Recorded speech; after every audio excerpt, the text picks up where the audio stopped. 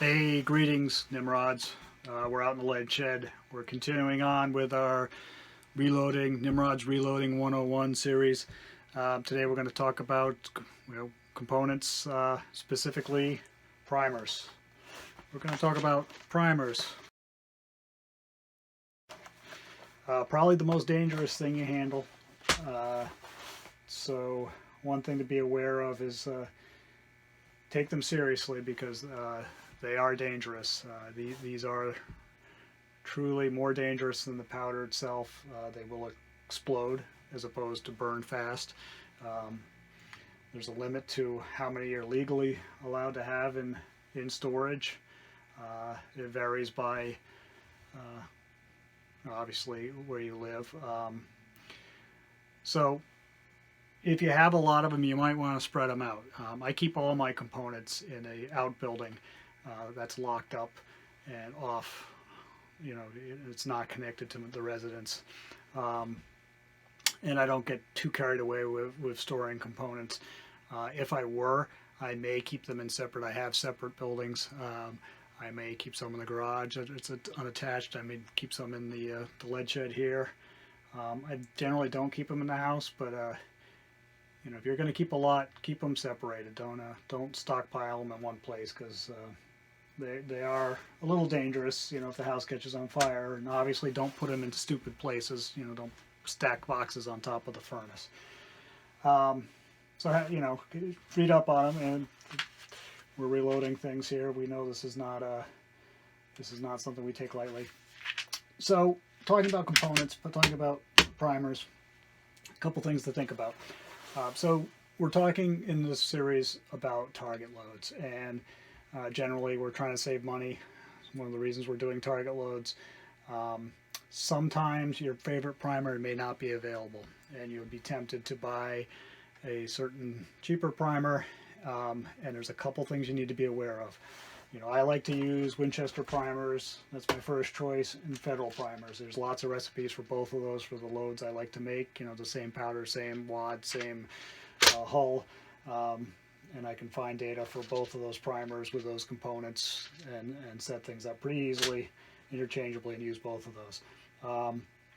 Do need to be aware of that on a progressive press. Some kinds, my Hornady press that has this shot tube in it.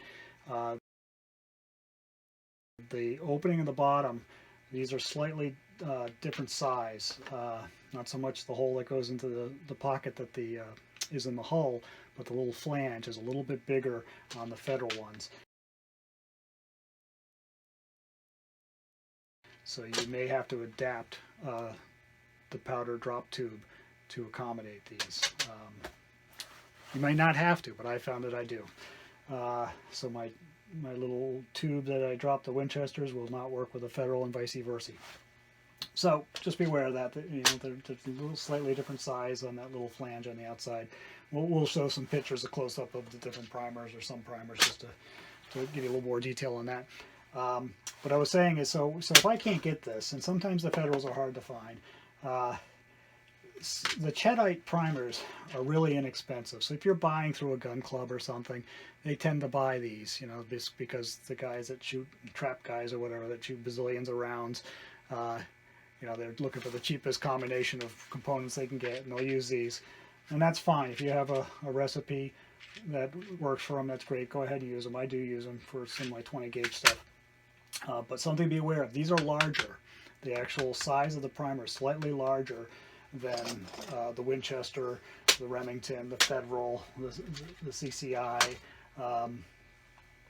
and it will make the pocket that your primer is in larger. And once you've done that, you're pretty much stuck using those because you'll go back to the Winchester and they'll sit in there loose and they'll actually fall out. So be aware of that. Just don't switch primers and then switch back to your Winchesters because you're going to have a problem.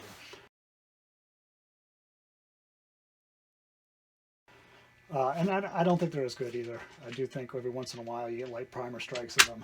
So I tend to like the Federal and the Winchester primers.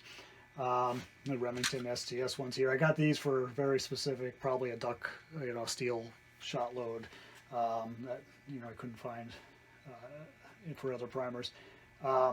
These are wicked expensive, they're crazy expensive. You know, CCI, again, it's hunting loads. That's why I have a lot of different kinds, because sort of the different hunting loads I have dictate that. You know, with Fiochi hunting loads again, and I've hardly used any of these things. It's the Winchesters and the Federal. So just a little bit about primers.